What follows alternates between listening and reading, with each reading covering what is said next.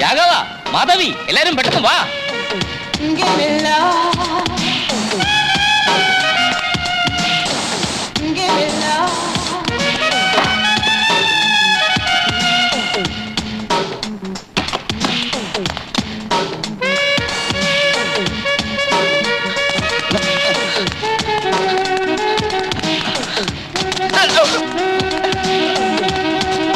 Hi Nandini. Hello ദേവേട്ടൻ.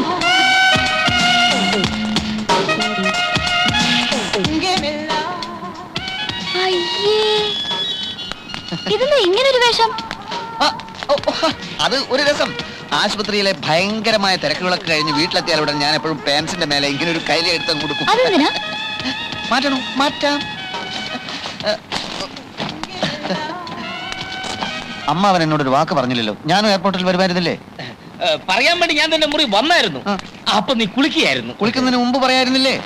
അല്ല, അപ്പൊ ഞാൻ കുളിക്കുകയായിരുന്നു. അല്ല, എന്റെ കുളി കഴിഞ്ഞപ്പോഴല്ലേ അമ്മാവൻ കുളിച്ചത്? അല്ല, നിന്റെ കുളിക്ക് ശേഷം കുളിച്ചത് നിന്റെ അമ്മായിയായിരുന്നു. അല്ലല്ലല്ല, ഞങ്ങളുടെ കുളിക്ക് മുൻപായിട്ടല്ല അമ്മാവൻ കുളിച്ചത്. എന്റെ കുളിയും അമ്മാവന്റെ കുളിയും നടക്കുന്നതിന് മുൻപായിട്ട് ഈ വീട്ടിൽ വേറെ ആരെങ്കിലും കുളിച്ചോ എന്നുള്ളതാണ്. എന്തോന്നാ ദേവേട്ട ഇത്? കുളി കോമ്പറ്റീഷനോ?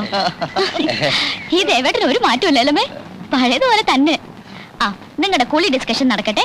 അതിനിടയ്ക്ക് എനിക്ക് ഏതായാലും ഒന്ന് കുളിക്കണം. അല്ല മഹാദേവ, പിന്നെ ഈ കാറും ഷെഡിലിട്ടേരെ.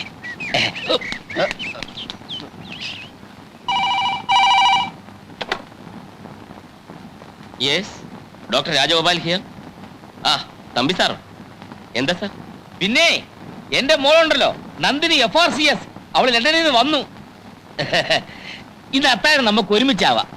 കൂട്ടത്തിലെ വളരെ പ്രധാനപ്പെട്ട ഒരു കാര്യം സംസാരിക്കാവാം. അല്ല, അതിപ്പോ ഇവിടുത്തെ തിരക്ക് സാറിന് അറിയാമല്ലോ. ഒരു നിമിഷം മാറി നിൽക്കാൻ പറ്റില്ല.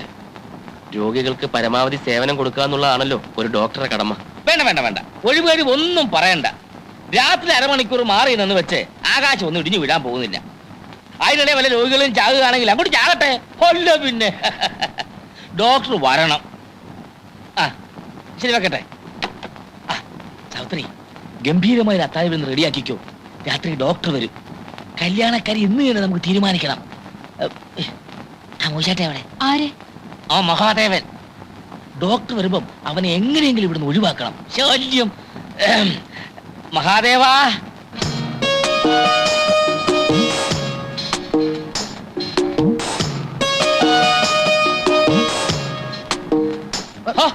നീ ഇവിടെ വന്ന് നിൽക്കുകയാണ്.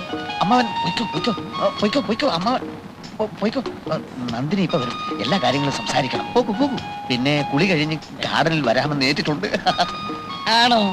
അപ്പൊ ഞാൻ വന്ന് എത്ര നന്നായി. എന്താ അമ്മാവ? ഇപ്പൊ നീ സംസാരിച്ചാൽ ആകെ കുളവാകും മഹാദേവ. ഇന്നലെ നിന്നെ പുകഴ്ത്തി ഞാൻ ഒരുപാട് സംസാരിച്ചു നോക്കി, ഫലം ഉണ്ടായില്ല. ഒരു കാര്യം ചെയ്യും, നീ ഇപ്പൊ തന്നെ സ്ഥലം വിട്ടു. എന്തിന്? പട്ടണത്തിൽ പോയി ഒരു സിനിമ കണ്ടേച്ചു വാ. ഒരു പുതിയ ഹിന്ദി സിനിമ കളിക്കുന്നുണ്ടല്ലോ, ദീപാലി ചാവാലി ദിൽബലിഹും. ദുൽഹനിയ ലേ ജായേംഗെ, അതാണ്? അത് തന്നെ. അതിന്റെ കഥ അറിയോ നിനക്ക്? അറിയില്ല. ആ, ഇതാ നിന്റെ കുഴപ്പം. അതിന്റെ കഥ ഞാൻ പത്രത്തിൽ വായിച്ചതാ. ഓഹോ. നന്ദിനെ പോലെ ലണ്ടനിൽ പഠിച്ച നായിക, അവളെ വശത്താക്കാൻ 18 അടവും പ്രയോഗിക്കുന്ന നായകൻ. അതിൽ 18 പഠിക്കണമെന്നൊന്നുമില്ല. ഒരു 4-5 അടവെങ്കിലും പഠിക്കാതെ ഇനി നീ അതിനോട് സംസാരിക്കണ്ട. അത് അപകടമാ. അച്ഛനിൽ സിനിമ കണ്ടേച്ചുവാ. അത് എങ്കിൽ ഞാൻ നന്ദിനിയെ കൂടി വിളിക്കാം. ഞങ്ങൾ ഒരുമിച്ചൊരു സിനിമ കണ്ടിട്ട് ഒരുപാട് നാളായ അമ്മാവ. എന്താ മഹാദേവ നീ ഇങ്ങനെ വിവരക്കേട് സംസാരിക്കുന്നത്? അവൾ ആ സിനിമ കണ്ടാൽ നീ പ്രയോഗിക്കുന്ന അടവെല്ലാം സിനിമയെന്ന് കണ്ടുപഠിച്ചാണെന്ന് അവക്ക് മനസ്സിലാവില്ലേ? ഓ, കറക്റ്റ്. വിട്ടോ, സ്ഥലം വിട്ടോ. രൂപ എന്റെ പിന്നെ ഇത് ഞാൻ തന്നതാണെന്ന് പറഞ്ഞിട്ട് അമ്മാവരിന്ന് നന്ദിനിക്ക് കൊടുക്കണം. ഇത് നന്ദിനിക്ക് ഞാൻ കൊടുക്കണം. കൊടുക്കാം. ഓ,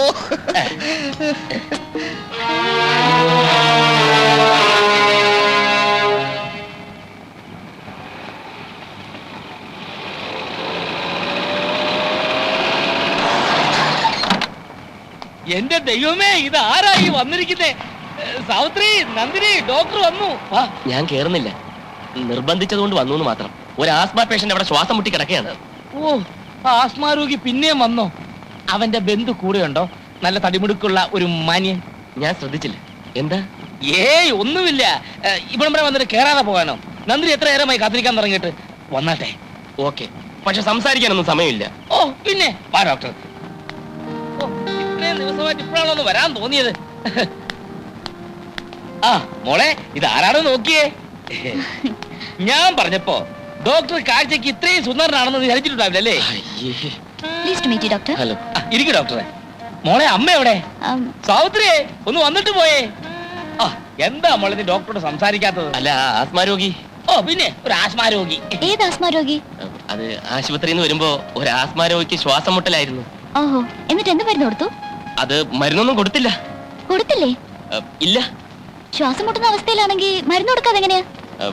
അത് മിക്ക രോഗങ്ങൾക്ക് ഞാൻ മരുന്ന് കൊടുക്കാറില്ല. അതാണ് എന്റെ സ്പെഷ്യാലിറ്റി. അങ്ങനെ മരുന്ന് കൊടുക്കാതെ പല മരുന്നുകളുടെ പേര് പോലും ഞാൻ മറന്നുപോയി. What do you mean? വിളിച്ചോ? പിന്നെ വിളിക്കാതെ. നമ്മുടെ സുന്ദരനായ ഡോക്ടറെ നീ കണ്ടിട്ടില്ലല്ലോ? കണ്ടു, കണ്ണ് നിറയെ കണ്ടു. അച്ഛൻ എന്തിനാ ഇദ്ദേഹത്തെ ഇടയ്ക്കിടയ്ക്ക് സുന്ദരനായ ഡോക്ടർ എന്ന് വിശേഷിപ്പിക്കുന്നത്? ഡോക്ടർ സുന്ദരനായതുകൊണ്ട്. പൊടി. പിന്നെ സാവിത്രി, കൂട്ടൊക്കെ പെട്ടെന്ന് എടുത്ത് വെച്ചോ. നിങ്ങൾ ഡോക്ടർമാരായി, ഡോക്ടർമാരെ പാടായി. അവർ സംസാരിക്കട്ടെ, നമ്മളിവിടെ നിൽക്കണ്ട. അല്ല, ആസ്മാ പേഷ്യന്റ്. ആസ്മാ പേഷ്യന്റ് പടിയായി. ഡോക്ടർ അവിടെ ഇരുന്നേ.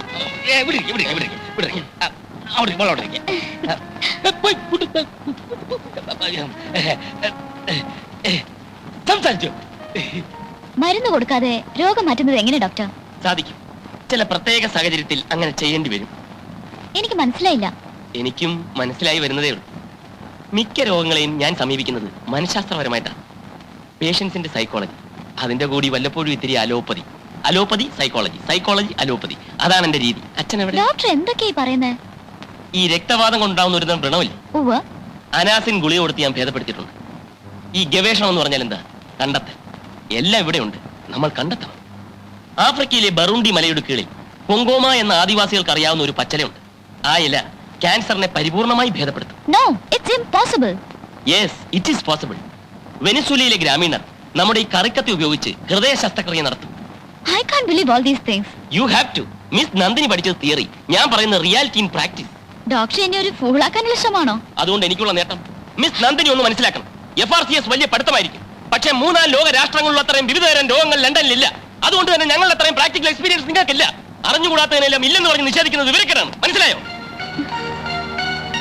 I'm sorry, doctor. It is all right. എന്തോ രോഗം മരുന്ന് ഇതിനെപ്പറ്റി പറയുമ്പോൾ ഞാൻ പെട്ടെന്ന് ഇമോഷണലായി പോകും. I am also sorry. Doctor പറഞ്ഞത് ശരിയാണ്. എനിക്കറിയാത്തതൊക്കെ ഇല്ലാത്താണെന്ന് ഞാൻ ധരിക്കുന്നത് തെറ്റാണ്. Anyhow you are a well informed genius. Thank you. ഞാനങ്ങോട്ട് വരുവാന്നേ. ഭക്ഷണമൊക്കെ എടുത്തു വെച്ചിട്ടുണ്ട്. അതിനു മുമ്പ് നിങ്ങളോട് രണ്ടുപേരോടും വളരെ പ്രധാനപ്പെട്ട ഒരു കാര്യം എനിക്ക് പറയാനുണ്ട്. അതെന്ത് കാര്യം അച്ഛാ? അത് പറയുമ്പോ കേട്ടോ. പറയട്ടെ? എനിക്ക് പറയൂ. പറഞ്ഞോട്ടെ. അതിനെന്താ? എന്റെ ഒരേ ഒരു ആഗ്രഹമാണ് ഞാൻ ഈ പറയാൻ പോകുന്നത്. അതായത് നിങ്ങൾ രണ്ടുപേരും ഓ, പോകുന്ന വഴിക്ക് ഒരു പൂച്ച കുറുകെ ചാടി. അപ്പോഴേ ഞാൻ കരുതിയതാ എന്തെങ്കിലും പ്രശ്നമാകുന്നു. ഡോക്ടറിന്റെ ആശുപത്രി പോകാതെ ഇവിടെ കിടന്ന് ഇങ്ങനെ കറങ്ങുന്നത്. ഞാനിവിടെ നിൽക്കില്ലേ, നിന്ന് കറങ്ങല്ലോ. കാഷ്വാലിറ്റിയിൽ ആരെങ്കിലും വന്നാൽ ഡോക്ടർ ഇല്ലെങ്കിൽ ഞാൻ ഭയങ്കര സ്ട്രിക്റ്റ് ആണെന്ന് അറിയാലോ. ഡോക്ടർ അതോട്ട് വന്നല്ലേ മഹാദേവ? അവസാനമായിട്ടല്ലല്ലോ. അമ്മാവൻ അറിയില്ലേ ഞാൻ ഭയങ്കര സ്ട്രിക്റ്റ് ആണെന്ന്? ഓക്കെ ഓക്കെ മിസ് നന്ദിനി, ഞാൻ പോകുന്നു. Nice meeting you doctor. It's my okay pleasure. Okay okay. ഭക്ഷണം വിളമ്പി ഞാൻ വെച്ചായിരുന്നു. കഴിച്ചോളാം. ഞാനിപ്പോ ഏതായാലും വന്നത് നന്നായി. ഞാൻ ഭയങ്കര സ്ട്രിക്റ്റ് ആണെന്ന് നന്ദിനിക്ക് ബോധ്യപ്പെടാൻ ഒരു അവസരം കിട്ടിയല്ലോ. എടാ, ഫസ്റ്റ് ഷോ ഹൗസ്ഫുൾ ആയെന്ന് വെച്ച് നിനക്ക് സെക്കൻഡ് ഷോ ശ്രമിച്ചുകൂടായിരുന്നോ? ഇതാ നിന്റെ കുഴപ്പം. തിയേറ്ററിൽ ചെന്നപ്പോൾ നോട്ടീസും പാട്ടോസ്തവും കിട്ടി, കഥാസാരം പിടികിട്ടി, നന്ദിനിയെ വശത്താക്കാനുള്ള ചില അടവുകൾ പഠിച്ചു. എനിക്ക് നല്ല വിശപ്പ്, അകത്തേന്ന് വല്ലോ കഴിക്കട്ടെ. സാവിത്രി, ആ മേശപ്പുറത്തിരിക്കുന്ന ആഹാരം എടുത്ത് ഫ്രിഡ്ജ് വെച്ചോ. മഹാദേവൻ വരുന്നുണ്ട്, കുറച്ച് കഞ്ഞി വിളമ്പിക്കോ. മുറി മുഴുവനും തിരക്കി. നീ മുറ്റത്തുള്ള കാര്യം ഞാൻ അറിഞ്ഞു. എന്താച്ചാ? എടി, നിന്നെ വിളിച്ചപ്പോ ഞാനാ ഫോൺ എടുത്തേ. എന്റെ ശബ്ദം കേട്ടതുകൊണ്ടായിരിക്കണം പുള്ളിക്കാരനൊന്ന് പരിങ്ങി. ആര്? ഒന്നും അറിയാൻ മേലാത്തതുപോലെ. എടി, നമ്മുടെ ഡോക്ടറെ, ഓ. ഡോക്ടർ രാജഗോപാൽ. നീ ഉടനെ ഹോസ്പിറ്റലിലോട്ടൊന്ന് ചെല്ലേ. എന്തിന്? അതെനിക്കെങ്ങനെ അറിയാം? രണ്ടുപേരും ഡോക്ടർമാരാകുമ്പോ തമ്മി എന്തെല്ലാം കാര്യങ്ങൾ പറയാൻ കാണും. രോഗത്തെ പറ്റി, രോഗികളെ പറ്റി. ഇത് വല്ലതും എനിക്കറിയാവും. ചെല്ലി അങ്ങനെയോടെ നിന്നെയും കാത്തിരിക്കുക. പിന്നെ ഞാനല്ല സൂചിപ്പിച്ച കാര്യത്തെ പറ്റിയും പുള്ളിക്കാരൻ വല്ലതും പറയാനുണ്ടെങ്കിലോ? എനിക്കൊന്നും മനസ്സിലാവുന്നില്ല അച്ഛാ. നീ ഇത്രയൊക്കെ മനസ്സിലാക്കിയാ മതി. ചെല്ലേ, ഈ ഉടുപ്പൊക്കെ ഒന്ന് മാറിക്കാൻ മോളെ. ചെല്ലു മോളെ, ചെല്ല്.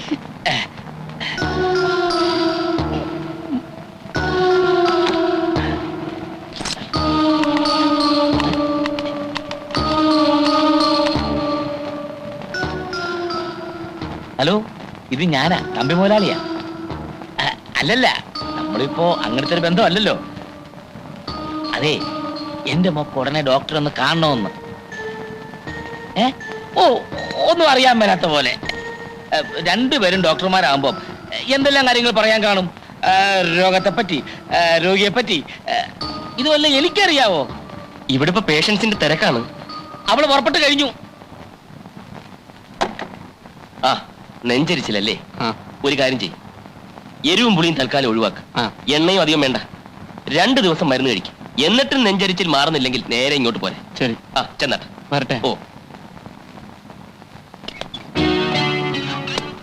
എന്തൊരു വിരോധാഭാസം. ഒരു നെഞ്ചരിച്ചിരികാരൻ മറ്റൊരു നെഞ്ചരിച്ചിരികാരനെ കാണാൻ വന്നിരിക്കുന്നു. എങ്ങനെയുണ്ട്? ജെല്യൂസിൽ സിറപ്പ് കൊടുത്താലോ? വേണ്ടല്ലേ? വേറെ ഏതെങ്കിലും മരുന്ന് ഉണ്ടോ? എനിക്കറിയില്ല. ഇനിയും ഇടം തടിച്ച് നിൽക്കല്ലേ നിർമ്മലേ. ഒരു സമ്മേളനത്തിനുള്ള അത്രയും രോഗികൾ പുറത്തു നിൽപ്പുണ്ട്. ഈ നശിച്ചോമാർക്ക് പോകാൻ വേറെ ഒരു ആശുപത്രിയില്ല എന്റെ ഈശ്വര. അവർക്ക് കൈപ്പുണ്യമുള്ള ഡോക്ടർ മതിയല്ലോ. നല്ല പെരുമാറ്റം, വിദഗ്ധ ചികിത്സ, തമാശയുടെ വീക്ക്നെസ് നല്ലതുപോലെയുള്ള ആളാണ് ഈശ്വരൻ എന്ന് തോന്നുന്നു. ആയിരിക്കണം. നിർമ്മല എനിക്കൊരു ഉപകാരം ചെയ്തു തരണം. ആ എരപ്പാളി തമ്പിയുടെ മോളുണ്ടല്ലോ, ലണ്ടൻകാരി യപാർച്ചിയസ്, അവളെ ഇങ്ങോട്ട് കെട്ടിയെടുക്കുന്നുണ്ട്. അവള് വന്നു പോകുന്നവരെ ഒരാളെ ഇങ്ങോട്ട് കടത്തിവിടരുത്. ഇത്രയൊക്കെ ആയ സ്ഥിതിക്ക് അവൾക്ക് പിടികൊടുക്കരുതല്ലോ. പ്ലീസ് ഒന്ന് മാനേജ് ചെയ്യണം. അവള് വന്നെന്ന് തോന്നുന്നു.